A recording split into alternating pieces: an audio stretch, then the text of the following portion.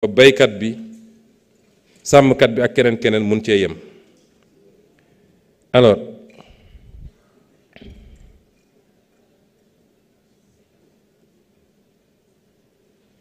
on m'a posé une question sur l'amnistie, la différence entre abroger et rapporter.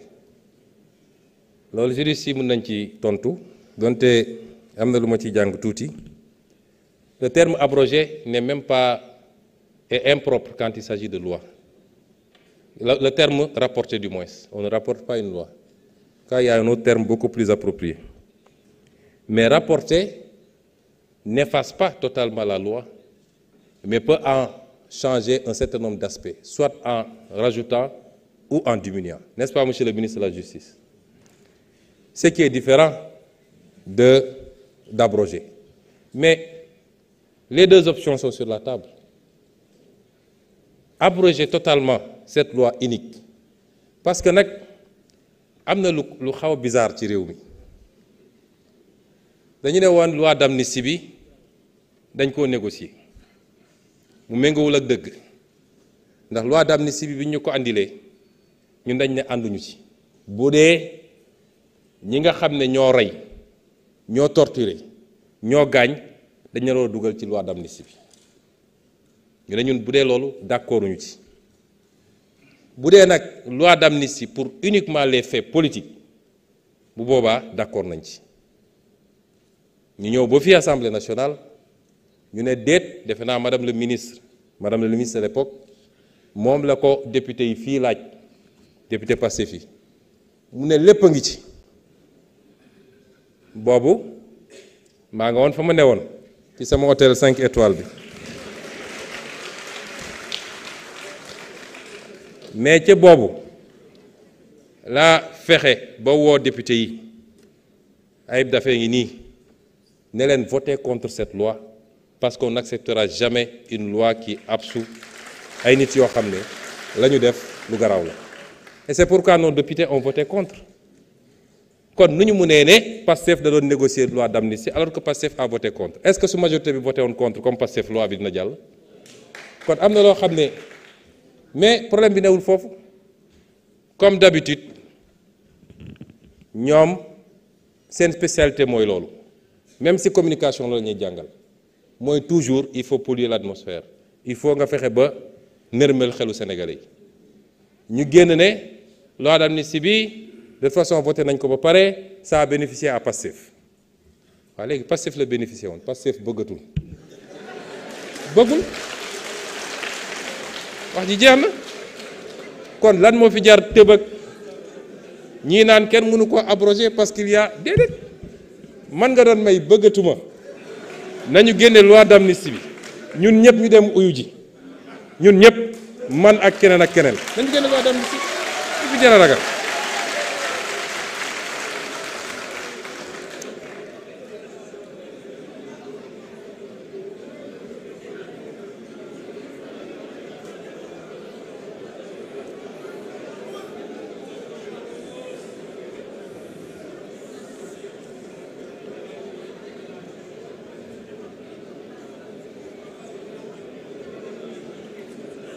Question bi ñu posée également sur l'économie numérique.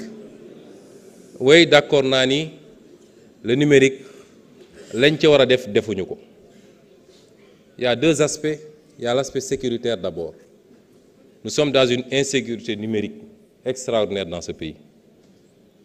Démb rek wala barki démb le ministre des Finances mu ngi may envoyé information que notre système était encore attaqué. Heureusement qu'il y a eu une réaction rapide mais commencé woon na am lu mu yàq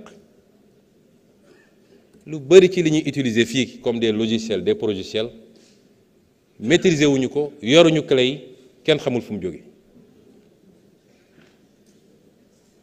tey réew yi nga xam ne dañoo sori torop ci domaine boobu suñu bëggoon bloquer Sénégal tout de suite amaana mën nañ ko def donc premier aspect bi c'est l'aspect sécuritaire.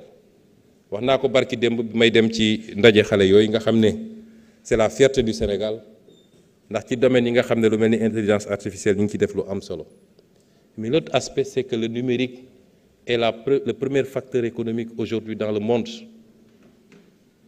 le premier chaque jour mo wax ko bu njëkk ba soo nee multinationales yi gën a am doole lan lañ lay wax ñi nekk ci pétrole beeg gaz bi Shell BP Total et cetera mais ñooñu tey mennum Google rek soo leen dajalewoon ñoom ñëpp Google moo leen ëpp doole foofu la ñu toll tey l'économie est numérique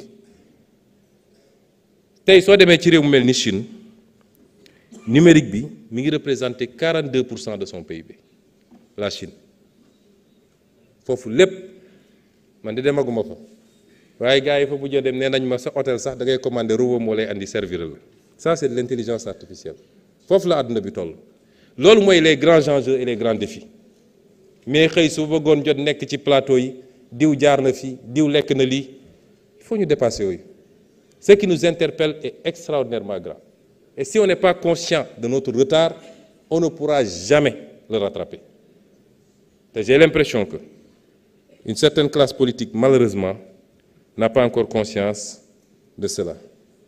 Et comme je l'ai dit, c'est grâce au numérique que la Chine a sorti énormément de personnes, des centaines de millions de personnes, de la pauvreté. Changement climatique, bitam, wax nañ ci lu bari.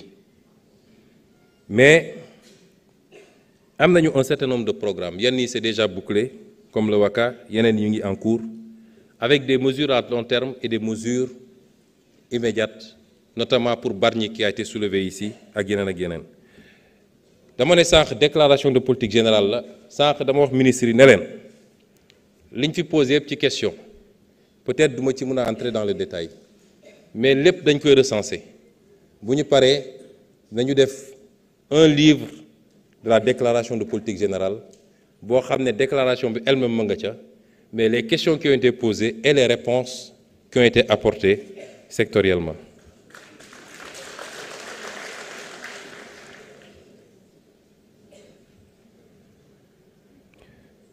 Pour le port de Ndaxonga ñu ngi ciy liggéey président de la République jox na ma ci ay instructions ndax port bi daanaka infrastructure yi pare na autour de 65 milliards ak deux terminaux terminalu marchandises yi ak terminalu pétrolier bi alors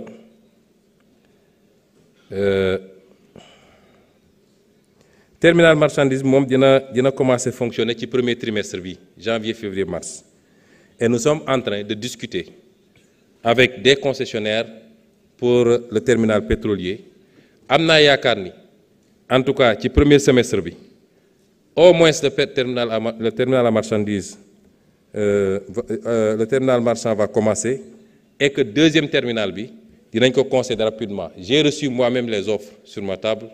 On est en train de les étudier avec des nationaux qui ont une certaine capacité